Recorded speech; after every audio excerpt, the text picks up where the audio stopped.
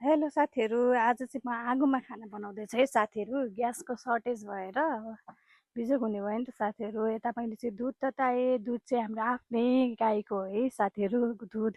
अनि त्यसरी दुध तताइसके पछाडि यता मैले फेरि अब तरकारी बसाउन लागेँ। तरकारी चाहिँ आज मेरो के हो भन्दा खसीको मुन्टा र आज भिन्डीको तरकारी पकाउँदैछु साथीहरू म अहिले आगोमा। आगोमा पकाएको त छुट्टै मिठो हुन्छ नि साथीहरू, थाहा छ नि हजुरहरूलाई पनि। आगोमा पकाएर खानु न कति मिठो हुन्छ है। अनि त्यस पछाडि यता फर्सीको मुन्टा पनि मेरो पाक्यो। अब म पकाउँछु यस पछाडि चाहिँ भिन्डी। अनि भिन्डी पनि मैले काटेर रेडी गरिसकेको छु। अनि मैले भिन्डी पनि बसालेँ साथीहरू। हजुर चाहिँ कसरी पकाउनुहुन्छ? म चाहिँ जसरी पनि बनाउँछु, जसरी बनाउन मन लाग्छ त्यसरी नै बनाउँछु साथीहरू। आज चाहिँ मेरो सबै खाना आगोमै पकाएको है साथीहरू। अनि त्यस पछाडि यता आएर मैले आलुलाई मजाले फ्राई गरेँ। अनि भिन्डीलाई पनि राम्रोसँग फ्राई गरेँ। अनि त्यसरी टमाटर अनि अदुवा लसुनको पेस्ट पनि राखेर झन् मजाले पकाएँ साथीहरू।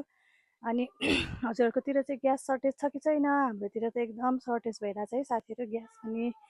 अनि यता मेरो भिन्डी पनि पाक्यो। अनि